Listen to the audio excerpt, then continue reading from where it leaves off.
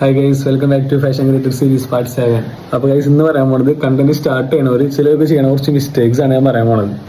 അപ്പോൾ first mistake ആണ് consistency ഇല്ലാത്ത പോസ്റ്റ് ഇടുക. നിങ്ങൾ ഇന്ന് 2-3 പോസ്റ്റ് ഇട്ടിട്ട് പിന്നെ ഒരാഴ്ചത്തേക്ക് ആക്റ്റീവ് അല്ലാണ്ട് പിന്നെ അടുത്ത ആഴ്ച ഒന്ന് പോസ്റ്റ് ഇടുന്നത് നടക്കില്ല. എന്നും ഡെയിലി പോസ്റ്റ് ഇടണം, അതിനാണ് കൺസിസ്റ്റൻസി എന്ന് പറയുന്നത് ഗൈസ്. അപ്പോൾ സെക്കൻഡ് മിസ്റ്റേക്ക് ആണ് ഒരാളെ കോപ്പി ചെയ്യുന്നത്. നിങ്ങൾക്ക് റെഫറൻസ് എടുക്കാം, അതുപോലെ തന്നെ ഇൻസ്പിറേഷൻ എടുക്കുക, ഇതൊക്കെ ചെയ്യാം. പക്ഷേ കണ്ടന്റ് ഉണ്ടാക്കുമ്പോൾ നിങ്ങളുടെ ഓൺ സ്റ്റൈലാണ് ഉണ്ടാക്കാൻ. പിന്നെ തേർഡ് മിസ്റ്റേക്കാണ് ക്വാളിറ്റിനേക്കാൾ വ്യൂസിനെ മാത്രം ഫോക്കസ് ചെയ്യുന്നത്. നിങ്ങൾ കണ്ടന്റ്സ് നല്ലപോലെ ഇടുക, അപ്പോൾ വ്യൂസൊക്കെ തന്നെ വന്നോളും. പിന്നെ അടുത്ത മിസ്റ്റേക്കാണ് നിങ്ങൾ സ്റ്റാർട്ടിങ്ങിൽ തന്നെ ഗീവ് അപ്പ് ചെയ്യുക. ഒരു കണ്ടന്റ് തുടങ്ങി വ്യൂസ് കിട്ടിയില്ല, റീച്ച് കിട്ടിയില്ല, ഫോളോവേഴ്സ് വരില്ല, അപ്പം നിർത്തല്ല വേണ്ടത്. എല്ലാ ക്രിയേറ്റേഴ്സും 0 തന്നെ സ്റ്റാർട്ട് ചെയ്ത്. അപ്പോൾ നിങ്ങൾ പേഷ്യൻസ് മെയിൻറ്റെയിൻ ചെയ്യുക, നല്ല രീതിയിൽ കണ്ടന്റ് ഇമ്പ്രൂവ് ചെയ്യുക, ഡെയിലി പോസ്റ്റ് ചെയ്യുക, കൺസിസ്റ്റൻസി മറക്കരുത്. അങ്ങനെ ചെയ്താൽ നിങ്ങൾക്കും നല്ല രീതിക്ക് റീച്ചും കാര്യങ്ങളൊക്കെ കിട്ടും. ഒരെണ്ണം കിട്ടിയില്ല എന്ന് പറഞ്ഞിട്ട് പിന്നെ ഇടാണ്ടിരിക്കരുത്, അപ്പോൾ നിങ്ങൾക്കാണ് നഷ്ടം വരിക. ഡെയിലി ഇട്ടുകൊണ്ടിരിക്കുക, കിട്ടേണ്ടതൊക്കെ കിട്ടും. അപ്പോൾ ഞാൻ ഈ പറഞ്ഞ മിസ്റ്റേക്സൊക്കെ ക്രിയേറ്റേഴ്സ് എല്ലാവരും അവോയ്ഡ് ചെയ്യാൻ നോക്കുക.